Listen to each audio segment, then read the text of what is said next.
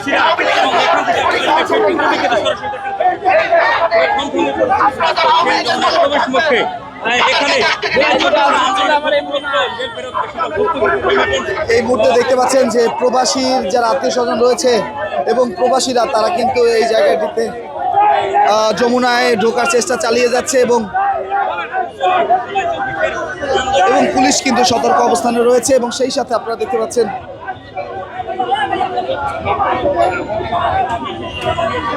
এই জায়গাটিতে অসংখ্য পরিমাণে পুলিশ মোতায়েন করা হয়েছে।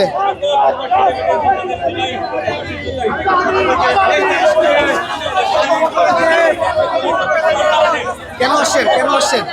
আমার ভাই সংযুক্ত আরব আমিরাতে জেলে আছে, আমি নিজে জেল কেটে আসছি, 1 বছর হয়ে গেছে। আমার ভাইয়েরা এখনো জেলে দেশে আনতেছে না। কোনো প্রবাসী কোনো উপদেষ্টা আমাদের কথা শুনতেছে না, কোনো সমন্বয়ক আমাদের কথা শুনতেছে না। আজকে আমাদের রাজপথে নামতে হয়েছে। দর্শক, আপনারা যেমন শুনছিলেন, এখানে অসংখ্য পরিমাণে যারা প্রবাসী যারা রয়েছেন এবং তাদের আত্মীয় স্বজন যারা রয়েছে তারা কিন্তু ইতিমধ্যে এই জায়গাটিতে অবস্থান নিয়ে এবং ব্যারিকেড ভেঙে কিন্তু যমুনার ভিতরে প্রবেশ করার চেষ্টা চালিয়ে যাচ্ছে।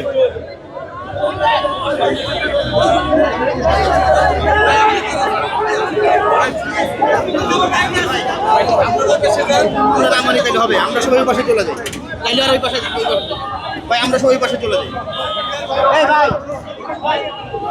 তারা যেমনটা বলছে যে তাদের যারা স্বজনরা রয়েছেন প্রবাসী, তারা কিন্তু এখনও মুক্তি পাননি এবং সেই প্রেক্ষিতে কিন্তু তারা এখনও এই জায়গাটিতে এসেছেন দাবি নিয়ে, যাতে তাদের অতি সত্বর বাংলাদেশ থেকে পদক্ষেপ নেওয়া হয় এবং সেই কারণে কিন্তু এই জায়গাটিতে তাদের অবস্থান এবং তারা ব্যারিকেড ভেঙে কিন্তু ভিতরে প্রবেশ করার চেষ্টা চালাচ্ছে। তবে পুলিশ কিন্তু সতর্ক অবস্থানে রয়েছে।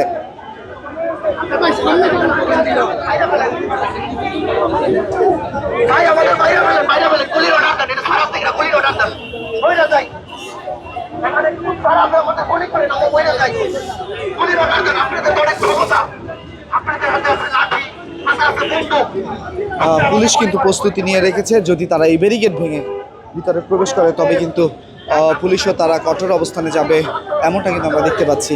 কারণ এটি যেহেতু একটি গুরুত্বপূর্ণ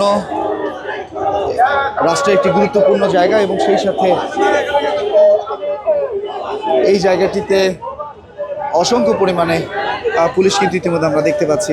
তো দর্শক, আপনারা দেখছিলেন যমুনা থেকে এখানে যারা প্রবাসে এখনও গ্রেপ্তার রয়েছে জুলাই আন্দোলনের সময়, তাদেরকে তাদের সেই জেল থেকে বের করার জন্য তাদের স্বজনরা এখানে জড়ো হয়েছে।